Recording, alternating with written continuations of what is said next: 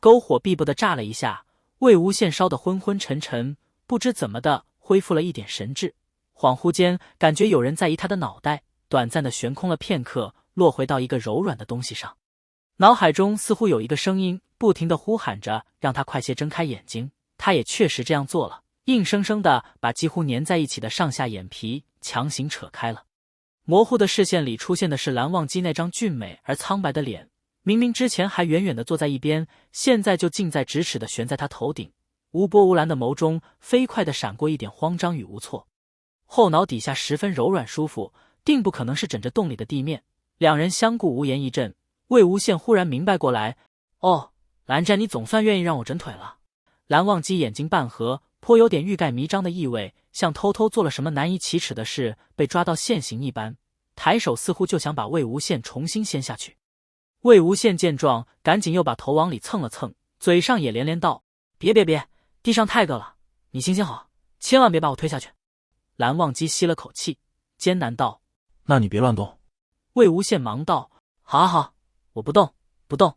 说着便乖乖躺好，手也规规矩矩地放到身体两侧，重新闭上了眼睛。脑袋还是昏沉沉的，他却忽然觉得心情好极了，像是吃到了一颗被人藏起来的糖，甜丝丝，轻飘飘的。他一高兴，忍不住又道：我就说嘛，蓝湛，你嘴上说讨厌我，心里还是喜欢我的是不是？不要不承认嘛，有什么不好意思的？别推我，我错了，我不说了，我睡觉。短暂的静默了片刻，魏无羡道：蓝湛。魏无羡又道：蓝湛，你睡着了？魏无羡颤了颤眼睫，似要睁开。蓝湛，你还在吗？明知故问。蓝忘机把冰凉的手放在他的眼睛上，道：我在睡觉。听到他声音，魏无羡满足地笑了笑：睡不着？一会儿就睡着了。哦，蓝湛，我在。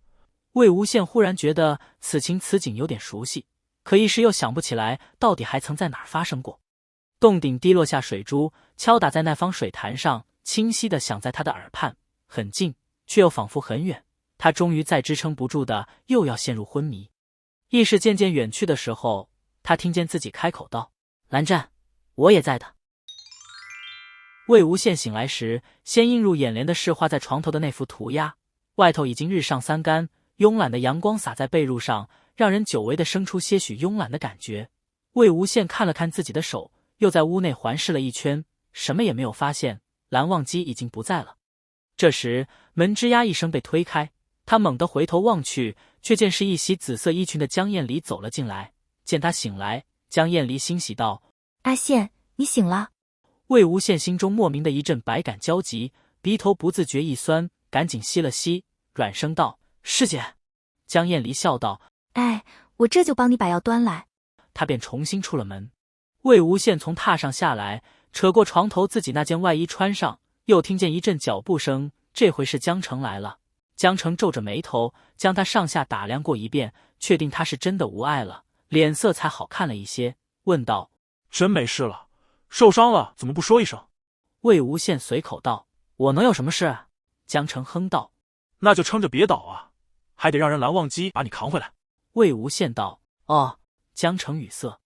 魏无羡系好腰带，状似无意地问：那他人呢？谁？蓝忘机吗？和蓝曦臣一起走了。江澄见魏无羡神情不太对，忽然有种不好的预感。你说实话，是不是昨天跟蓝忘机打架受的伤？不然那人的脸色怎么会那样不正常？魏无羡不禁翻了个白眼：我哪有那么无聊？再说了，真打起来，我怎么可能打不过他？江澄顿了顿，仍不放心地警告道：现在整天打仗也就管不了那么多了，你记着，以后可别再去撩拨他，给我惹事。他们家人最讨厌这个，你又不是不知道。魏无羡不耐烦道：知道了，怎么你也跟蓝湛一样婆婆妈妈的？江澄道：谁还不知道是你招惹人家在先？魏无羡没答，他已经在无法一脸无所谓的说出什么我就是聊他好玩这种话了。正好江燕离端着要回来，魏无羡道了谢，从他手中将白瓷小碗接了过来，深褐色的液体表面静静地映出他的脸，扬起阵阵清苦药香。公子，魏公子。魏无羡回过神来，转头向那声音的来源看去，一名身形娇小的女子立在他身侧不远处，一袭艳色长裙，眼角有3分风韵流转，正歪着头望着他。魏无羡的目光在他裙角几点斑斓上淡淡扫过，问道：“都办妥了？”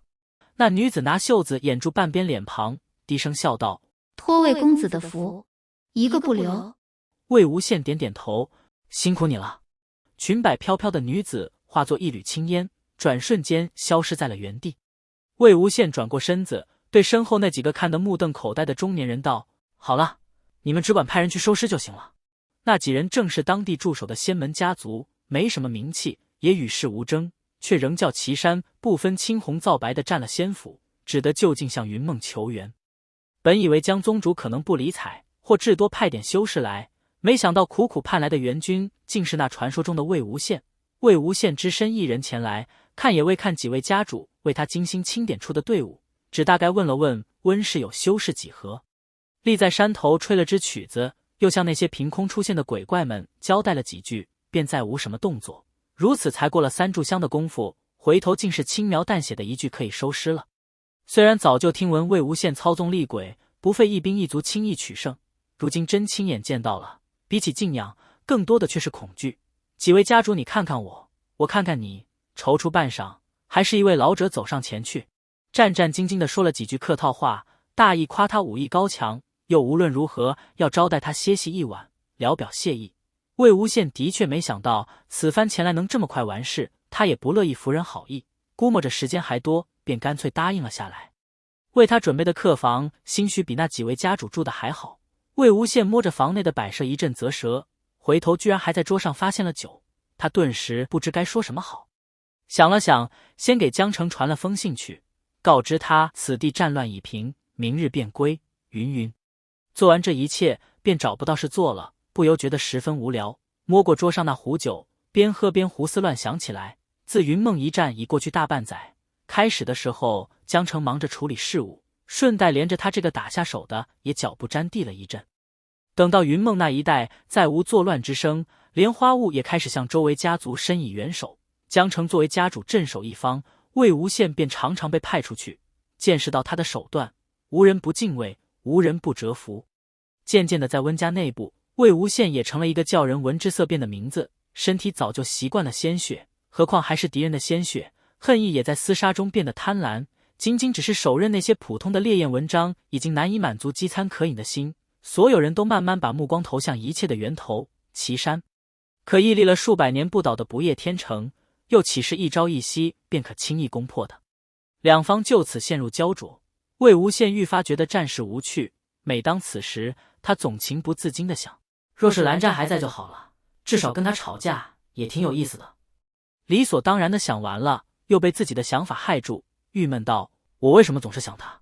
魏无羡端起酒来一饮而尽，被蜡一击得有些飘飘然，鬼使神差的又想起今天自己在那片开阔山头，仅仅是往东边望了片刻，居然就出了神。